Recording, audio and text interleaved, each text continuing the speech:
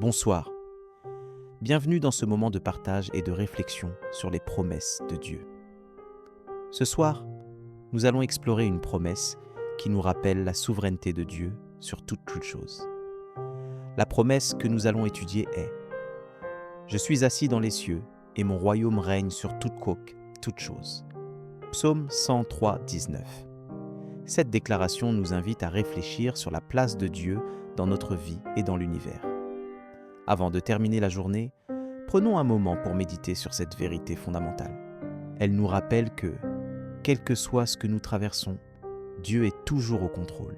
Ce soir, nous pouvons nous sentir submergés par les défis de la vie, les incertitudes de l'avenir ou les poids du passé. Mais la promesse de Dieu nous offre un réconfort et une perspective différente.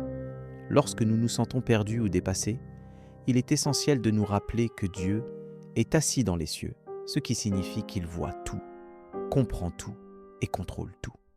Cela nous donne la confiance de savoir que nous ne sommes pas seuls face à nos luttes.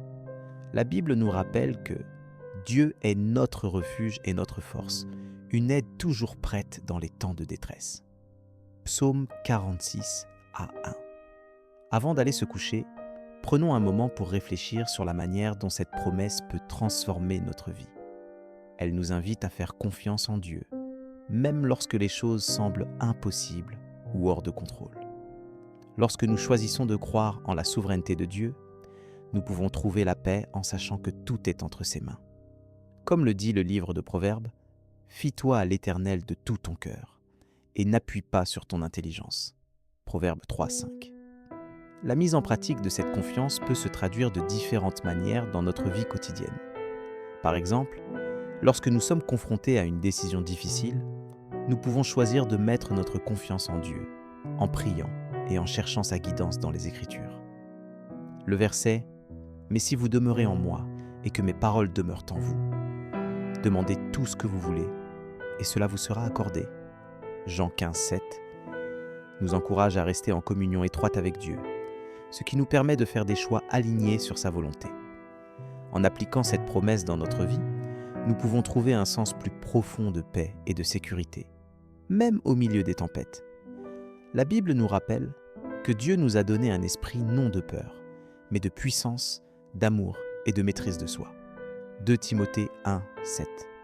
Cela signifie que nous pouvons affronter les défis de la vie avec courage et confiance, sachant que Dieu est avec nous et pour nous. Alors que nous préparons à conclure cette journée, prenons un moment pour prier et demander à Dieu de nous aider à mettre en pratique cette promesse dans notre vie. Avant de terminer, je t'invite à joindre tes pensées aux miennes dans une prière. Ô Dieu, nous te remercions pour la promesse que tu es assis dans les cieux et que ton royaume règne sur toutes choses. Nous reconnaissons ta souveraineté sur notre vie et sur l'univers.